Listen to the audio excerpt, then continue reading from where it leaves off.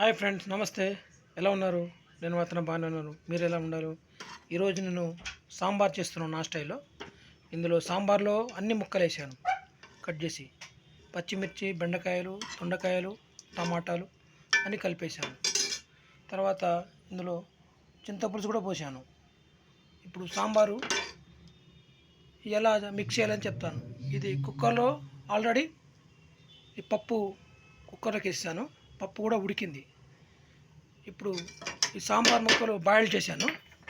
దీంట్లో చింతపులుసు కూడా పోసాను. ఇప్పుడు ఏం చేస్తానంటే ఈ సాంబార్ ముక్కల్ని ఇందులో కలిపేస్తాను.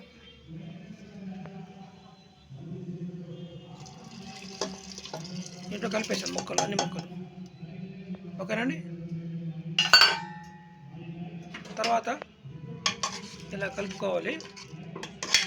దాని తర్వాత మనం సాల్ట్, కారం ఆల్రెడీ ముక్కల్లోనే వేసేసాను అనమాట. ఇప్పుడు లైట్గా దీంట్లో సాంబార్ పడేస్తాను. ఓకేనండి. సాంబార్ రెడీ అయినట్లే. ఏం చేయాలంటే మనము కొంచెం బాయిల్ చేసుకోవాలి బాగా.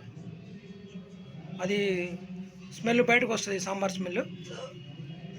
అప్పటి వరకు దీన్ని బాయిల్ చేసుకోవాలి. ఓకేనండి.